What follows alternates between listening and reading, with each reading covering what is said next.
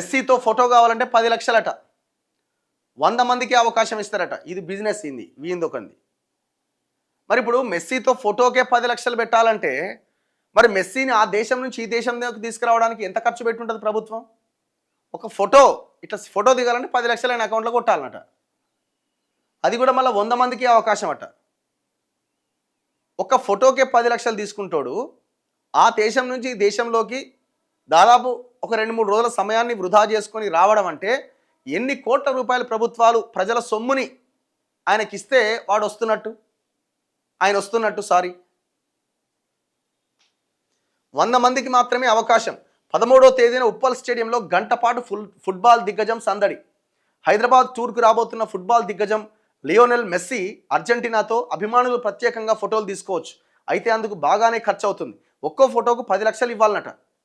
The goat tour నిర్వాహక committee సలహాదారు పార్వతీరెడ్డి బుధవారం విలేకరుల సమావేశంలో వెల్లడించారు. ఈ నెల 13వ తేదీన సాయంత్రం మెస్సీ హైదరాబాద్లో అడుగు పెడతారు.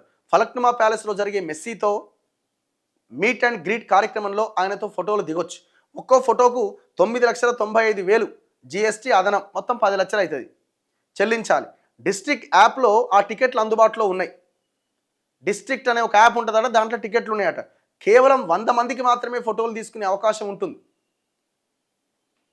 ఇప్పుడు నా పాయింట్ ఏంటంటే ఫోటోకే 10 లక్షలు తీసుకుంటే మరి రేవంత్ రెడ్డి ఎన్ని కోట్ల రూపాయలు ప్రజాధనాన్ని మెస్సీకి ఇచ్చి ఆయన ఇక్కడికి తీసుకురావాలా? ఒకవైపునేమో నా కోచిన పైసలు లేవంటుండు, ఇంకొక వైపునేమో దాదాపు 100-150 కోట్లు ఈయన కోసం ఖర్చు పెడుతున్నారు.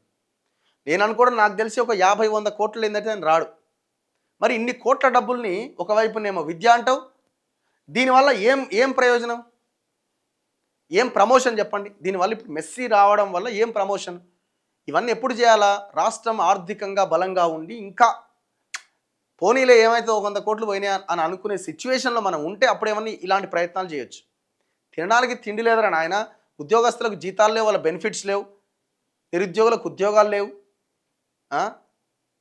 ఇచ్చిన హామీలు నెరవేర్చే దిక్కు లేదు.